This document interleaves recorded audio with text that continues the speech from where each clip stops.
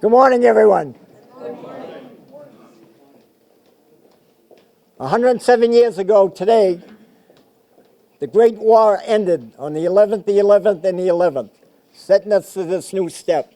After that, it wasn't called the Great War, it was called World War I. And since then, that war was supposed to end all wars, but we've had a major World War II and other conflicts, Vietnam, Korea, Afghanistan, Pakistan, and the American veterans are still on the front, having to keep the peace of this world. And the biggest problem that we have now is to maintain this peace that we've had for the last, 15 days since the Israel and the Gaza had a peace accord, or so supposedly had that. And we are moving forward. Americans aren't afraid to stand up for freedom. They've been doing it since 1775. And beyond that in Boston. The Boston Massacre and everyone else when it started this country's freedom to move forward. Since that day, we have gone everywhere, especially our Marines. They are the chosen few. And they've gone to Tripoli and every other place. They've had their bad times in the Pacific. And I know for a fact, because I was at two of them, their battle in 1968, they had the Battle of Way. That battle there, they lasted 30 days. It was supposed to have been a ceasefire and a truce for the Tet Offensive. Our Marines were stuck there for 28 days. But the worst event for those Marines was they called a place called Quezon. That started January 17th. And those Marines were under siege for 77 days until they were relieved on the 5th of April, 1968. Then the Marines also had another bad adventure. They called it Lebanon, when they blew up the barracks there. And they lost so many Marines. They were there for 440 days.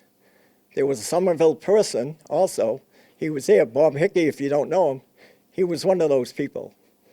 He was a prisoner of war for 440 days. A lot of people don't know that. A couple of years ago, just before COVID, we received another body. He finally came home from Korea after 70 years. He is buried up the cemetery up there. He was also a POW, but it took him 70 years to get home, and thank God he's home with his people. So with that, I would turn this presentation over to Jerome. He's our Veteran Service Officer, and he'll be the MC the rest of the day as we go forward. And any of the Marines here, or Army, Air Force, would like to tell a little story of their experience being in the military, you're welcome to come up as the presentation goes on. Okay, thank you very much.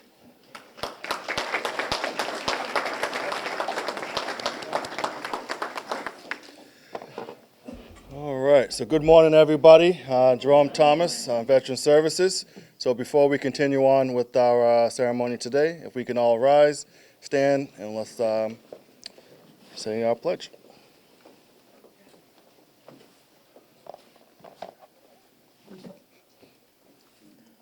Oh, say, can you see by the dawn's early light what so proudly we hailed at the twilight's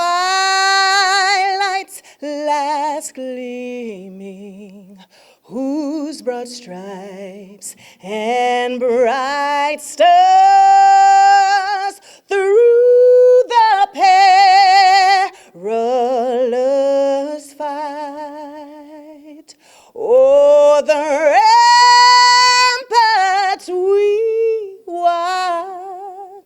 were so gallantly streaming, and the rockets right glare, the bombs bursting in air gave proof through the night that our flag was still there. Oh, say does that star-spangled banner yet wave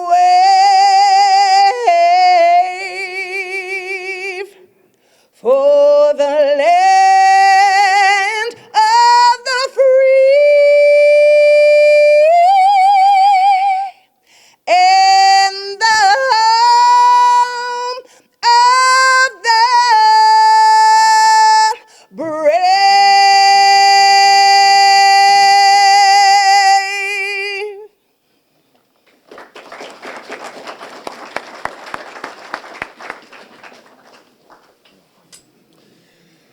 All right, well, appreciate that very much. That, for me, makes me want to re-enlist again, so appreciate that. That was awesome. So thank you. All right, so next, we're going to have, you can be seated, thank you. All right. So today, basically, just want to say thank you to all of our veterans who are out there, all of our family members who are out there who supported our veterans. We say thank you. Thank you for putting in the time and an effort to defend our country, to come back home and help in our community, serve. We just say thank you for everything that you guys are doing, both, again, veterans and our family members, all right?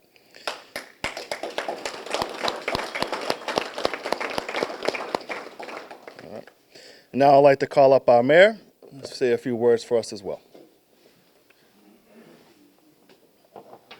Good morning, everyone. Thank you, Jerome. Each year it's been my privilege to join friends, neighbors, those who've worn our nation's uniform to honor the service of Somerville veterans. So to every veteran's family here, on behalf of the city of Somerville, thank you. Your courage, your sacrifice, your service reminds us what it means to put others before ourselves. I'd also like to acknowledge our elected officials who are here with us today. So we have Representative Erica Eiderhoven, counselors, and I'm just going to go through your last name, Klingon, McLaughlin, Wilson, and Ba, Strezzo, Davis. I also see former City Councilor Ward 3, Bobby McWaters here. Is there anyone else? Raise your hand. No. Okay, thank you.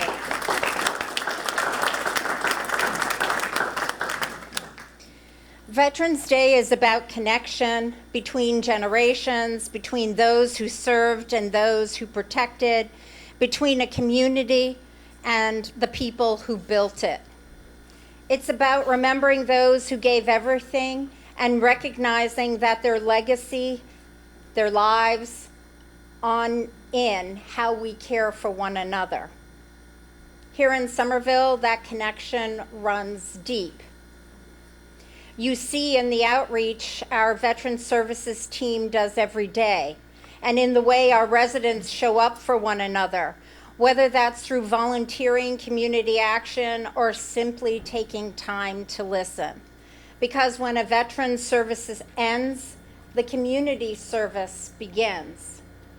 I think there's a number of you here know that my father, who passed away 2 years ago, almost to this date, was a veteran. He was in the Korean War, he was in the Vietnam War. And I was really thinking about community. I wasn't alive when he went to the Korean War, but I was 5 years old when he went to Vietnam. And I remember vaguely, as a 5-year-old would do, is that my mom said, we're going to have a celebration for your father. So if you can imagine, it took me a little while to understand is she wasn't sure he was going to come home. And my parents' experience was that they were youth during World War II, living in England and living in the Czech Republic. And yeah, they saw a lot of horror back then. And I said, okay, I figured it was going to be a next door neighbor or two. And it was like 70 or 80 people. We had this tiny little house that was maybe 500 square feet and one story, so everybody was outside and in the backyard. And they just gathered, they shared. There were certainly veterans there, but it was neighbors who were there simply to show that that they cared, that they were taking time to listen. I was fortunate. My dad came back, lived healthy until he was almost 92. And then when he came back, too, there was a little less of these organized groups for veterans, at least in the community that I spent my childhood in. But it was the neighbors. They kept on coming. They kept on coming and making sure that he was okay, that we were okay, that they would just chat. And the news at the time, was that veterans from Vietnam were not quite honored the way previous veterans from other wars were. So on this day, as I remember him, I remember the service and honor the service that you all gave. I think about how much community, people, the relationships, your neighbors mean to one another by simply taking the time to listen, to chat, to say, hey, I see you. So, because every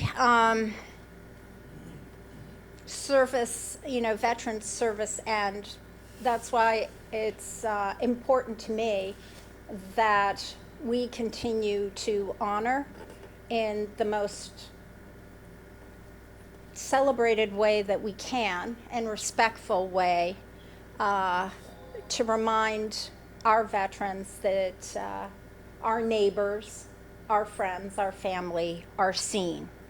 It's our turn to carry that spirit forward through kindness, civic action, and our commitment to building a city worthy of our veterans' sacrifice. That's how we hope to honor our veterans, not just in our words today, but what we do every day. Their service calls us to keep building a community that takes care of one another.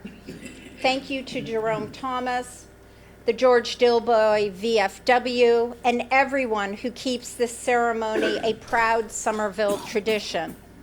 And most of all, thank you to our veterans, past, present, future, for your courage, your example, and your enduring connection to this community.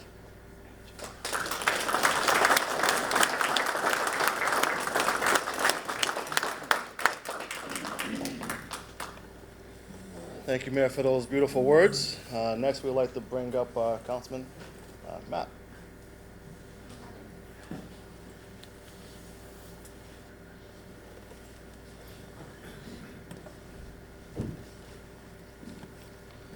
Hello, everyone. My name is Matt McLaughlin. I'm the Ward 1 City Councilor and an Iraq War veteran. Thank you all for coming, and thank you to all the veterans in the room. Every year, I try to think of something to say to be relevant to what's in keeping with the times. And there's something in the news that I feel I need to comment on, and I apologize in advance if I offend anybody. but this is how I feel, and this is how many, many Iraq War veterans feel. It's been 22 years since I enlisted in the Army and served in the Iraq War. Every Veterans Day becomes more significant to me. This year is made more significant by the passing of former Vice President Dick Cheney, a person who had a profoundly negative impact on my life. I don't celebrate anyone's death. It brings me no joy or closure that he passed. My condolences to his family and friends who knew him and cared about him as a human being. My tears, however, are reserved for the millions of human beings who lost their lives and suffered immensely due to Dick Cheney's deliberate, unprecedented, unrepentant actions. Exactly 4,431 American service members died in Iraq. An additional 318 service members from coalition nations died fighting for us.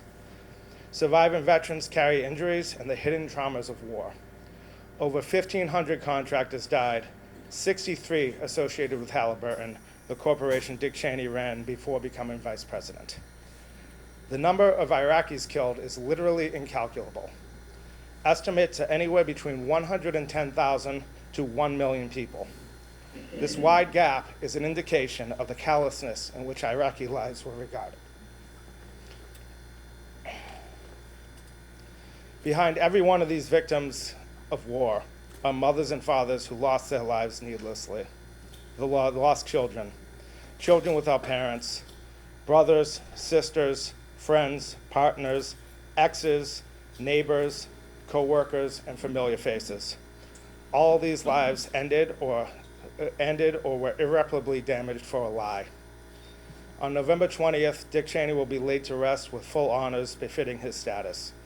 American soldiers will give him a 19-gun salute, and his family will be given a folded American flag on behalf of a grateful nation.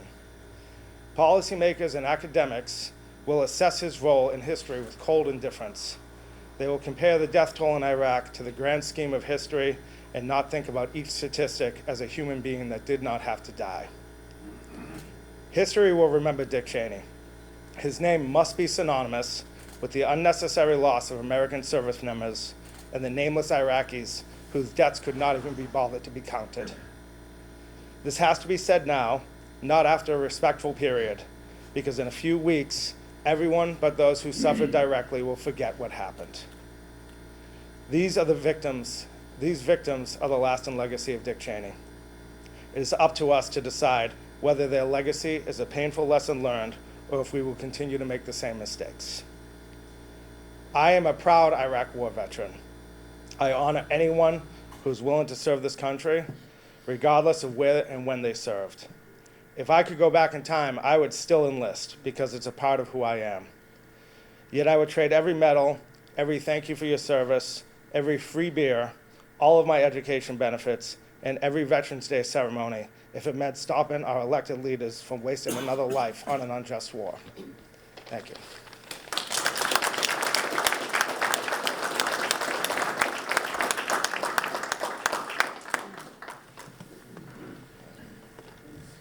Councilman, thank you very much for your words there and for sharing your heart. I say thank you.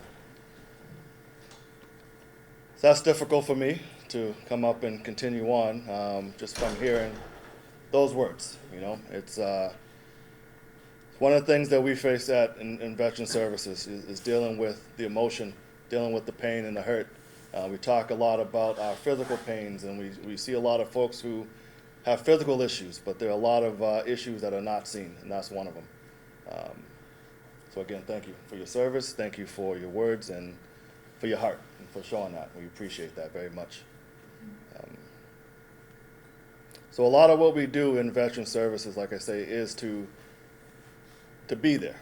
You know, we have a lot of programs, we have a lot of services, we help with health care, with benefits, with whatever case may be. One of the best things for me as a veteran service officer is putting on our programs like the breakfast, like the coffee hours, and family night, fun night that we have here at the Post on Thursday nights. This is why. So we can have open space for people to just come and just talk. People just come and just be. People just come and just share what's on their heart. that is hard to share on a normal basis. Again, that's difficult for me, you know, and it's hard, you know, because I'm trying myself not to pour out in this, you know, and so forgive me for that, all right?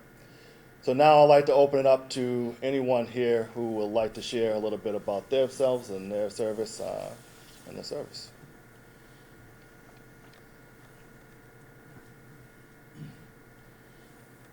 No one?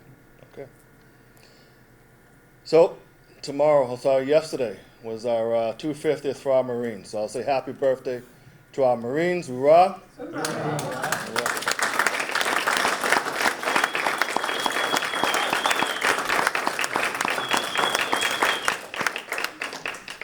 We had our Navy birthday this year, 250 as well, and we had our Army 250 as well. So thank you all for your service. Appreciate it.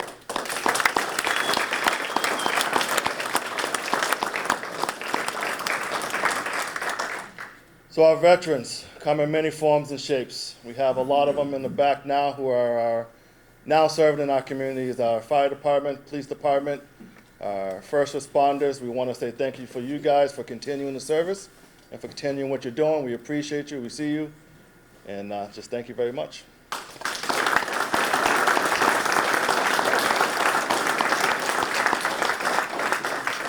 All right, so now since I'm here and I have the mic, really quick, just want to let you guys know, again, we do hold a lot of events for veteran services for you guys in the community, our veterans, our family members.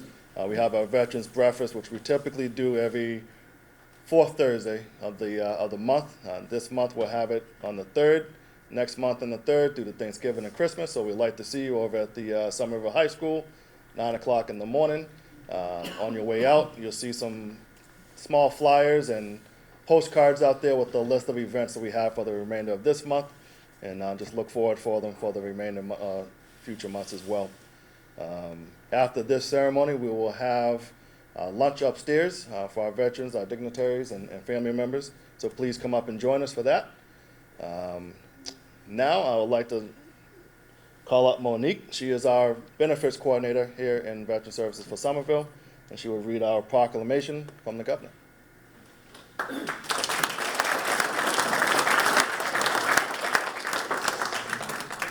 Hello, and thank you again, everyone, for coming. I just want to thank all the veterans and their families once again for all that you've sacrificed for our country. I cannot thank you enough. I read this last year and I cried, so I'm going to try not to cry this year. Forgive me if I do. Once again, I'm just really appreciative, and it's just an emotional day for me because I am so appreciative of everyone and all you guys have done. Oop, sorry. Can you hear me now? Yes. Okay. Did you hear everything that I said before that? Yes. Okay. Well, long story short, thank you to the veterans and their families. I appreciate you guys so much. Can you hear me now? Okay. All right, let me start. A proclamation. Whereas, since the Commonwealth's earliest days, thousands of men and women have served our country in defense of freedom and liberty. And whereas on November 11th, 1918, after 4 years of conflict, the armistice was signed in the forest of Compiègne by the Allied nations in Germany, ending World War I, the war to end all wars. And whereas, since the day, every November, people from around the nation have gathered to honor our veterans. And whereas in November 2025, the world will commemorate the 107th anniversary of the armistice that ended the fighting in the World War I at 11 a.m., November 11th, 1918, the 11th hour of the 11th day of the 11th month. And whereas there are approximately 300,000 veterans living in in Massachusetts, and whereas in recognition of the sacrifices made by those who have served our great nation, Massachusetts remains committed to supporting its veteran community through the HERO Act, honoring, empowering, and recognizing our service members and veterans. And whereas today we are reminded of the great sacrifices and contributions our veterans have made to our country. And whereas we honor and salute those who have served our country throughout the generations with honor and patriotism and courage. And whereas it is appropriate that all Massachusetts resident members remember that bravery of those who serve their country so that their dedication and sacrifices serve as a reminder of the cost of our freedom. Now therefore, Maura T. Haley, the Governor of the Commonwealth of Massachusetts, do hereby proclaim November 11th, 2025 to be Veterans Day, and urge all residents of the Commonwealth to take cognizance of this event and participate fittingly in its observance.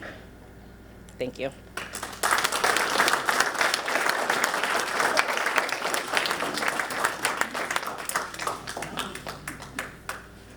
All right, thank you, Monique. So, before we conclude, I'm going to have another singing for us here.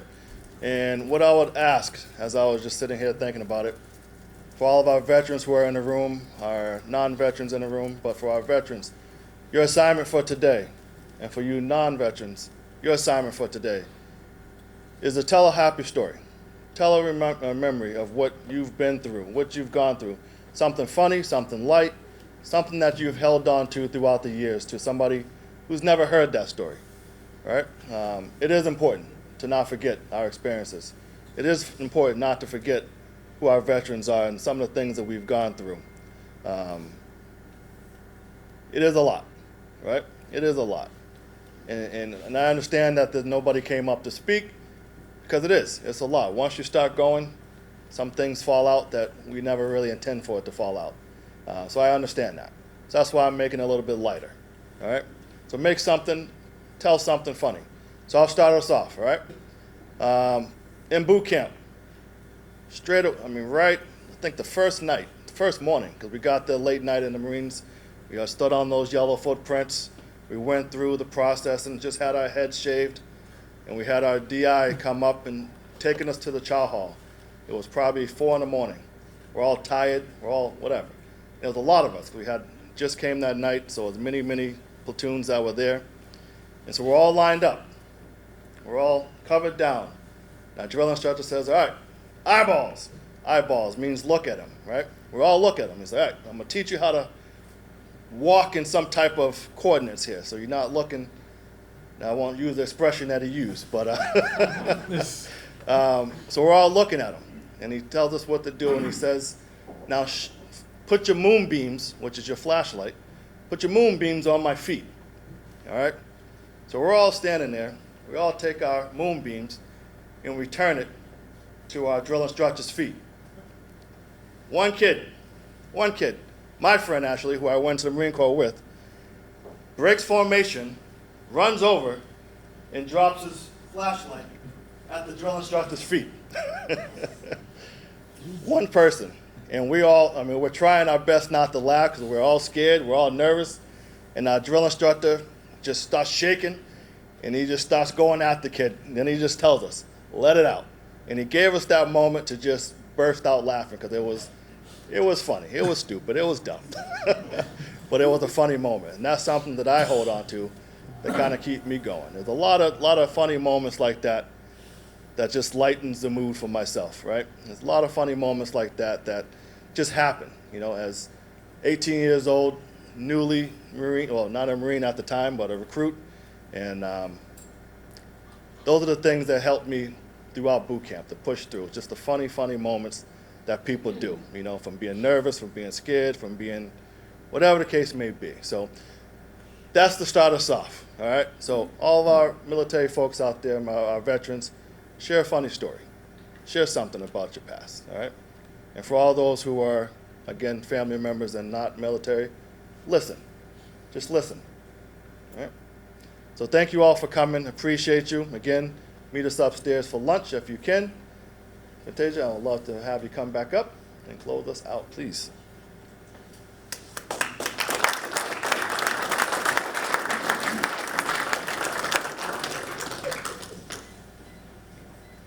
do something a little special and a little different. So I'm going to sing God Bless America.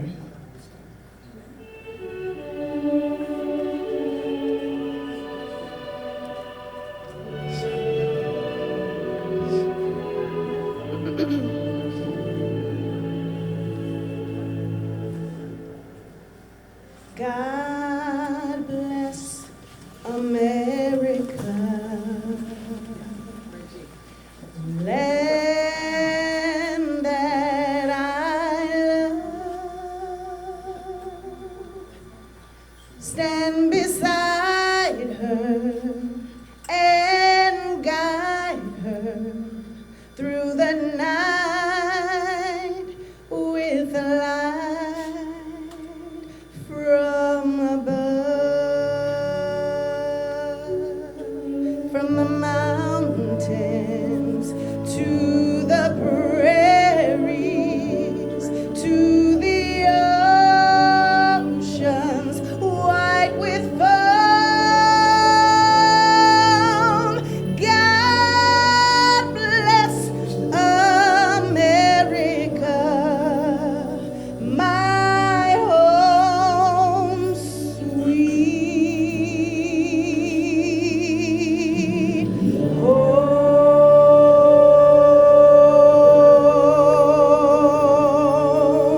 God bless America, land that I love. Stand beside her and guide her through the night with the light from above, from the mountains to the prairies, to the oceans white with foam. God bless America, my home sweet home. From the mountains to the prairies, to the oceans white with foam.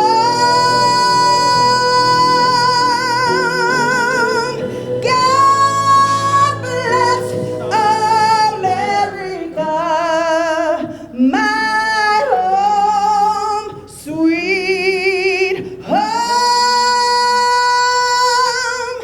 God bless America,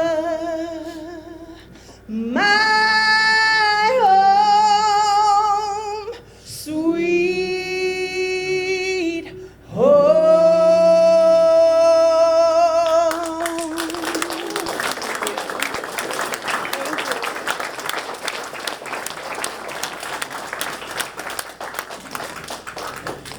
So before we head upstairs, if we can all just step outside, we're going to do the wreath laying with the mayor and one of our Boy Scouts out front. Please join us outside. This Boy Scout. Sorry, buddy. So if you join us, we'll go out and lay the wreath on our memorial walk out here. Thank you, and you're welcome to come upstairs.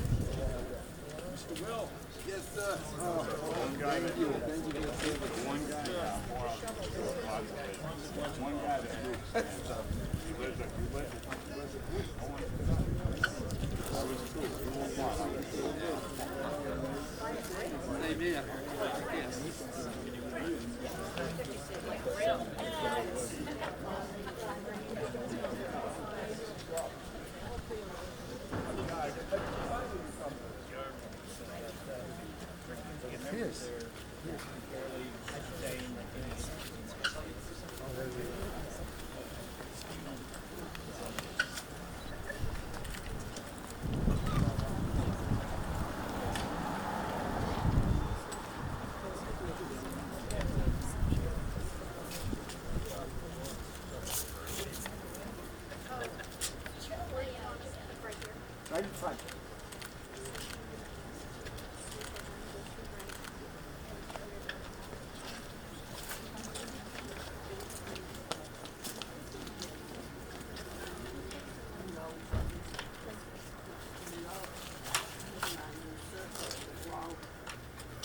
Hand salute. 1, 2. Thank you. If you don't know, this post here was started in 1920. It's named after a recipient from the Congressional Medal of Honor, George Dilboy. He was an immigrant when he came to this country, and he gave his life for his newborn country. And also on the side of our building, we've been very fortunate. There is also George Street. He was a submariner in World War II. He received the Congressional Medal of Honor also. And on the bottom, we have Tom Kelly. He's a Vietnam veteran and received the Congressional Medal of Honor. We have very storied posts. They have 3 recipients of the Congressional Medal of Honor. It's lucky if you only know one. We've been fortunate with 3. So everyone have a good day and you're welcome upstairs. Thank you for coming.